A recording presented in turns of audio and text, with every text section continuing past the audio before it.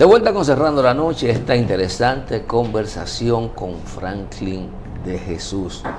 Y vamos a darle la bienvenida a don Giovanni Almonte y de los Santos. Giovanni. Buenas noches, don Junior, buenas noches para el invitado. Estamos desarrollando una interesante conversación con Franklin de Jesús, aspirante a diputado en la circunscripción número 1 por el Partido de la Liberación Dominicana. Y la primera parte del programa, aunque nos habló en principio de sus aspiraciones, de las razones que lo llevan a aspirar a ser diputado, fundamentada en el bienestar colectivo, que fue la palabra que utilizó Franklin. Ahora quisiéramos, con la integración de Giovanni Almonte, hablar un poco en concreto de las propuestas que tiene pensada plantearles a tus futuros electores, si tienes suerte y eres agraciado en las encuestas, porque es un problema ahora. Tú no sabes con quién te vas a comunicar para tu precandidatura, porque nadie va a votar por ti para que sea candidato, sino que otros van a decidir quiénes serán los candidatos de los partidos. Esa parte, ¿cómo tú la valoras, Franklin? Imagínate, uno espera el buen senso de la gente, apelamos a la razón. Los proyectos que tenemos, por ejemplo, aquí no existe una ley de desarrollo económico y de soberanía. Aquí hay que proteger, defender y asistir a sectores importantes de la productividad. Cuando hablamos de soberanía, no solamente hablamos del territorio, también está la seguridad del ciudadano. Entonces, en cuanto a la seguridad es importante, porque sin seguridad no hay libertad. Sin libertad no hay igualdad de oportunidades. Y si no hay igualdad de oportunidades, entonces las personas no se desarrollan, no hay desarrollo, no hay prosperidad. Entonces es importante garantizar a la población de que existe cierto nivel de seguridad, de que tenemos un sistema de justicia que se respeta, de un sistema de justicia que es capaz de aplicar justicia con equidad. Seguridad también tiene que ver hasta con el agua que utilizamos, de tener la garantía de que el agua que por lo menos usamos, por lo menos ha sido debidamente tratada. Es decir, esa es una ley de desarrollo económico y de soberanía. Otra ley que consideramos importante en este país es una ley de ocupación y de ingresos. Aquí el artículo 62 de la Constitución, que dice, por ejemplo, que el trabajo es un deber, es un derecho, es una función social del Estado garantizar a la persona un trabajo digno y remunerado. Esa tiene que haber una ley que regule esto. Aquí no se invierte en el desarrollo humano. En cuanto a la primera ley que hablamos, que es la ley de desarrollo económico y de soberanía, hay que fomentar la creación de riqueza, pero que esa riqueza se distribuya. Y por último, una ley general de población. No podemos seguir siendo los campeones o teniendo el liderazgo en cuanto a embarazos adolescentes. Creo que un embarazo en un adolescente es una puerta abierta a un círculo vicioso de pobreza, puesto que continúan heredando el mismo trasfondo social y la misma desigualdad de oportunidades. Tenemos un 23% de nuestras parturientas que son niñas entre 11 a 18 años, por ejemplo, a 19 años, en un estudio retrospectivo que nosotros hicimos de 3 años en la maternidad de Los Minas. Notamos que el 89% de todos estos embarazos eran embarazos fortuitos, así de pura casualidad. Apenas el 45% habían terminado el nivel intermedio, es decir, y un porcentaje muy alto, el 42% de estos niños tradicionalmente no son declarados por sus padres. Son niños que crecen con una repercusión emocional negativa de rechazo frente a un padre que muchas veces decidió o no decidió quizá declararlo, pero también frente a una sociedad que le ha impedido, le ha limitado, le ha negado todas las posibilidades de desarrollarse. Entonces, como decía el profesor Juan Bosch, todo individuo, todo ser humano buscará la manera de sobrevivir como de lugar. Es decir, las causas que generan la inseguridad, la delincuencia en este país, la pobreza, la exclusión social, aquí nunca se han tratado, porque aquí se ve el ser humano aquí no se invierte. Un país rico invierte en el ser humano de tal manera de que produzca bienes y servicios, genere riqueza, autonomía, desarrollo, capacidad de suplirse todas sus necesidades básicas y lo que es la autorrealización como individuo y como persona. Eso es lo adecuado, el que piensa, es decir,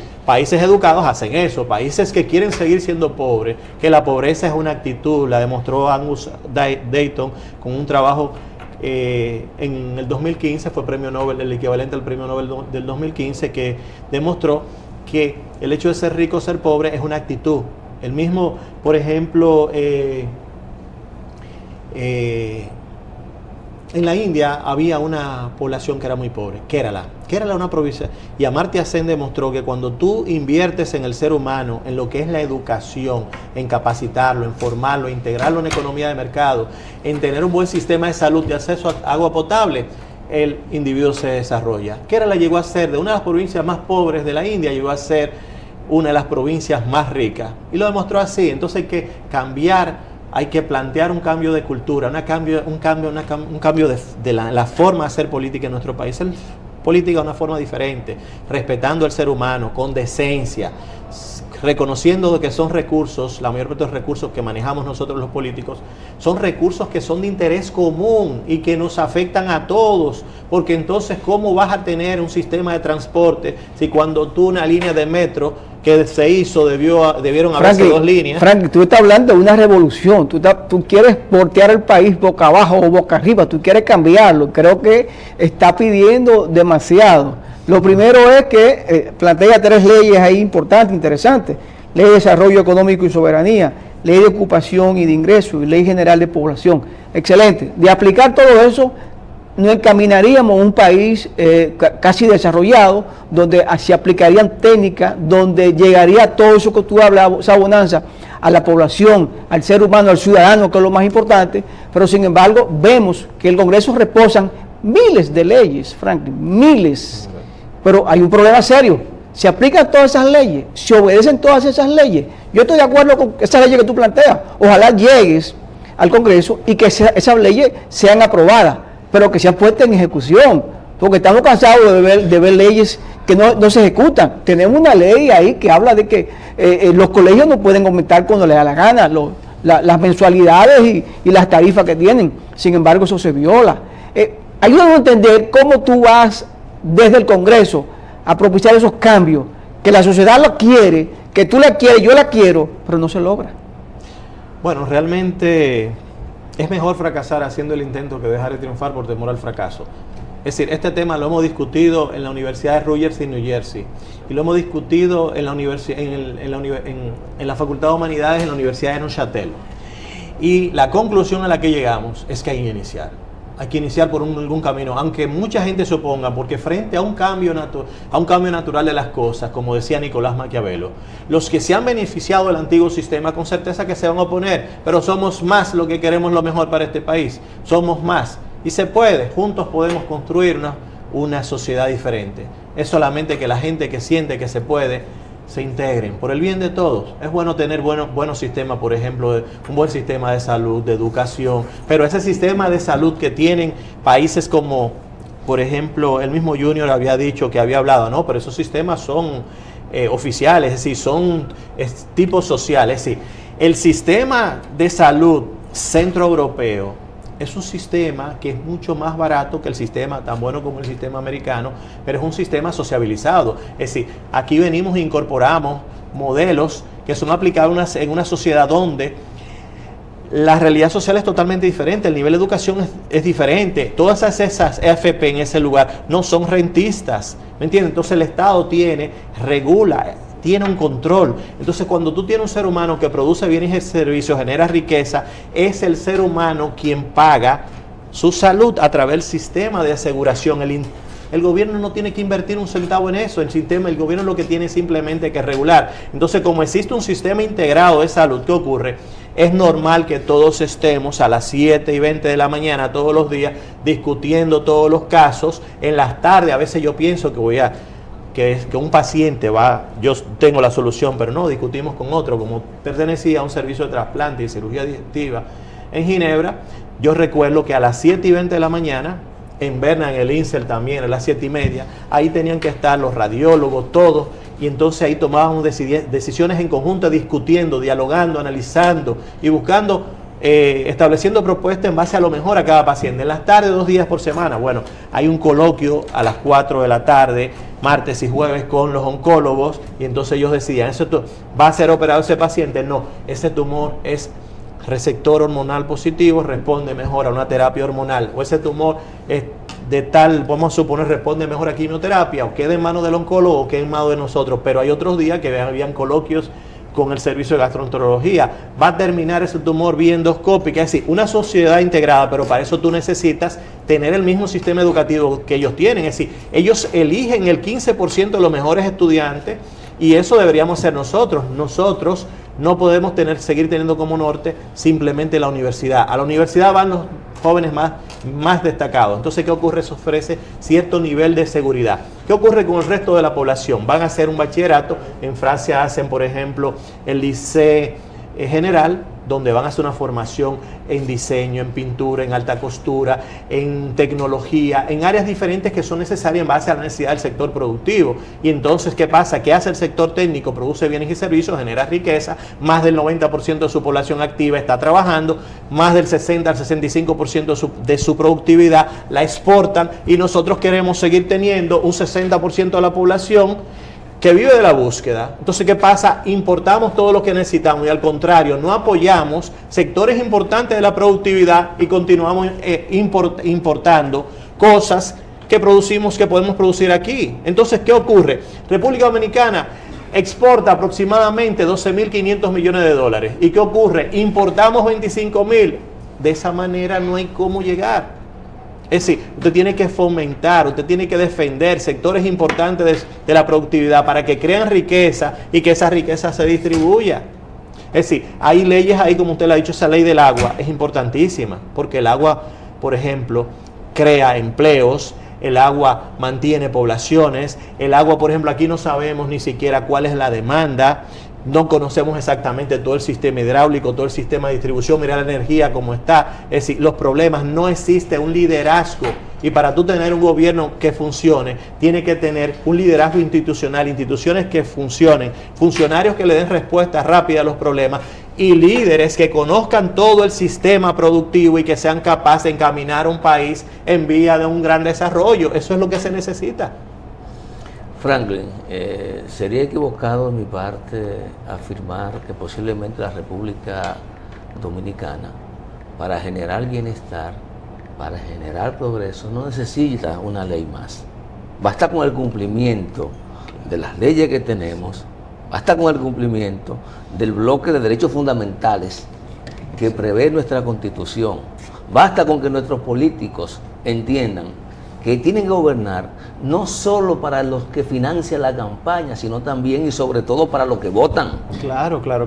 Eso es algo que tú lo has dicho, es decir, las demandas de la sociedad y los proyectos sociales se quedan a un lado. ¿Por qué? Porque tienen que suplir las necesidades de aquellos inversionistas de la política que no son políticos tradicionalmente, porque un estadista piensa en el futuro de los niños que no han nacido. Entonces, ¿qué ocurre? Tenemos un sistema político y unos políticos que han comprometido el futuro de niños que no han nacido. Si volvemos a la idea de que el gasto público representa un 19% de lo que es el Producto Bruto Interno, y si apenas recaudamos un 15% y tenemos que tomar prestado un 4%, el gobierno le quedan pocas posibilidades, pocos recursos para invertir en el desarrollo humano, cuando lo más importante es que tú inviertas en la persona, que es lo más importante, es el activo más importante, porque la persona es que es capaz de producir bienes y servicios y generar riqueza y generar desarrollo. Es la gente lo más importante. En eso es que nos hemos equivocado. Si no, de lo contrario, vamos a seguir produciendo materia prima con poco valor adquirido, y países desarrollados producen la misma materia prima, pero con cierto valor agregado. Ellos terminan siendo ricos y nosotros seguiremos siendo pobres. Definitivamente, creo que aquí el asunto para desarrollarnos es la educación, pero lamentablemente no logramos entender que la educación es fundamental. Taiwán es el ejemplo, otros países que están ahí son el ejemplo, que hace 50 años tenían el mismo per cápita o los ingresos igual que nosotros, que República Dominicana, y decidieron crecer y hoy son potencia. Pero tenemos que seguir invirtiendo en educación. El ministro Ángel Hernández dijo hoy que si los padres se involucraran más en la educación, nuestros hijos serían mejores profesionales y se insertarían mejor en la sociedad dominicana, porque serían mejores, llenarían más sus capacidades y pudieran ser entes productivos en la sociedad. Pero lamentablemente seguimos el Estado queriendo cargar el dado, culpando a otras personas de la responsabilidad que tiene el Estado, que al final es velar porque tengamos educación de calidad, y sabemos que hay un componente, padre, madre, estudiante, profesor y el Estado dominicano. Sí, Giovanni, perdón que el ministro puede tener la mejor intención, pero tiene limitaciones, en cierto sentido. ¿Por qué? Porque hay que cuestionar los contenidos, acorde al momento actual.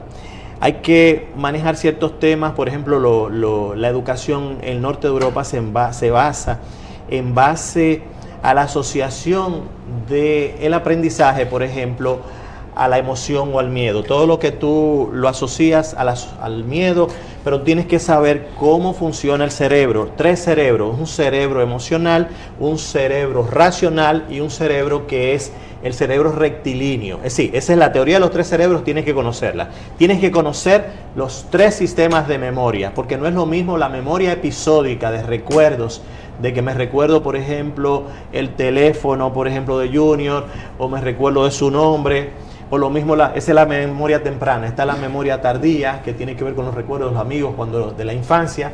Está la memoria de procedimientos, muchas veces cuando ya tú creas un hábito, es decir, el éxito depende de la sumatoria de pequeños hábitos todos los días, ya tú no lo piensas, ya tú no lo haces con la parte anterior automático, del cerebro, sino ya episódicamente tú lo haces. Es decir, personas que se le ha dañado el hipocampo, es decir, donde está la memoria de episódica, tú los pones a ver y andan de bicicleta y hablan también, porque la memoria del lenguaje está a nivel del lóbulo izquierdo del cerebro, que es del área de Broca y el área de Broca y el área de Wernicke. Entonces, ¿qué pasa? Tú tienes que dominar el tema de inteligencias múltiples.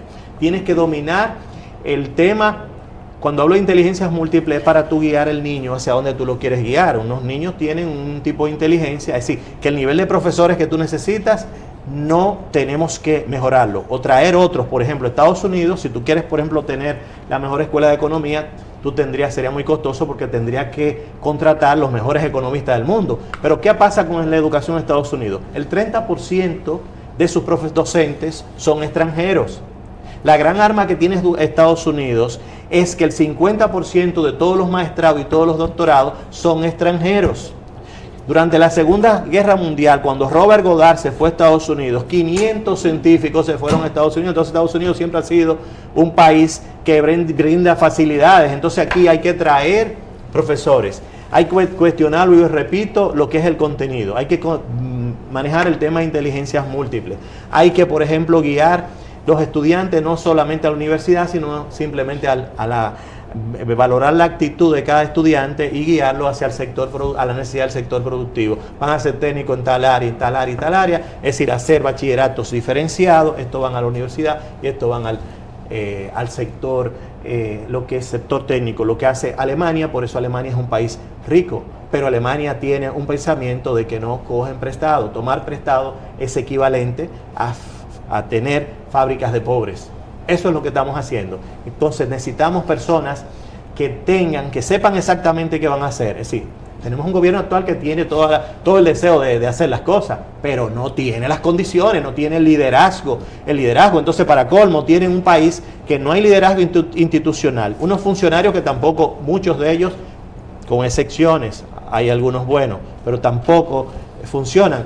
Y un presidente, por ejemplo, que no tiene el liderazgo para generar lo que es la admiración. Por ejemplo, cuando hablábamos de aquellos racionalistas del siglo XVII, por ejemplo René Descartes, hablábamos de Leibniz. Leibniz era tan brillante que hasta los mismos adversarios le admiraban. Entonces, esa admiración, ese liderazgo de yo querer ser como él, por el hecho de que él me persuade, porque es una persona que tiene una reputación moral intachable, es una persona que tiene un nivel de conocimiento, y es una persona que es un político. El verdadero político es aquel que disfruta cuando es capaz de generar bienestar en la sociedad, de tal manera que puede existir una respuesta positiva en cuanto al mejoramiento de la calidad de vida de la gente, que es lo más importante. Franklin, definitivamente te queremos como congresista. Creo que tiene toda la intención y tiene las herramientas para provocar un cambio en el Congreso de la República. Pero ¿cómo vamos a lograr eso, Franklin? El PLD ahora mismo ha descendido un poco a lo que era antes en el pasado y dentro de las encuestas. Hoy, pues, según las últimas encuestas, está por debajo del partido de gobierno. No sé exactamente en qué posición, si es un segundo o un tercero, eso me lo dirás tú. porque tú eres quien está trabajando por esa organización y entiende que debe tener los votos suficientes también para empujarte a ti a ser diputado, porque recuérdate que es una sumatoria, no solamente que voten por Franklin en las elecciones, también el partido necesita votos el senador, necesita votos el alcalde o la alcaldesa que ustedes colocan allí. Entonces piensas tú que puede hacer que de aquí al 2024 ya el PLD pues se robustezca, tenga una buena propuesta en la capital y tú pues, seas un próximo diputado. Sí, no, realmente muy interesante, Giovanni, tu pregunta. Yo creo en el PLD como partido, la estructura que tenemos, es un partido de valores, valores como el amor a tu país, el amor a la libertad, el desarrollo, la solidaridad, la identificación entre los más vulnerables, y lo que le identificaba como era lo que era la puntualidad, la organización, esa organización que siempre teníamos. Ahora bien, nosotros como partido tenemos que reconocer la verdad. Es decir, hasta tanto no reconozcamos la verdad y estemos escondiendo la verdad es como un diamante que tú puedes colocar en el basurero más oculto. ¿Y qué ocurre? En algún momento el reflejo de la luz lo va a sacar. ¿Qué nos va a ayudar? Que reconozcamos que sí, es verdad, cometimos errores, pero somos más los que queremos lo mejor para nuestro partido y que el 99% de nuestros partidos son personas de respeto que mantienen aquellos valores. Algunos se han ido, pero todo aquel que lo que mantiene a las personas unidas son esos valores y esos principios. Cuando tú violas tus principios y tus valores, decía, por ejemplo, Marcos Aurelio, que tú te colocas en el nivel al borde del precipicio. Eso fue lo que pasó. Algunos violaron esos principios, esos valores, y por eso ha pasado lo que ha ocurrido. Brevemente, Franklin, ¿qué estás haciendo para que en octubre, cuando sean realizadas las encuestas, tener el beneplácito de los electores que tengan la suerte de ser encuestados en la circunscripción número 1? Sí, claro, en ese sentido estamos trabajando activamente en las redes sociales. Este mismo es un medio a través del cual nosotros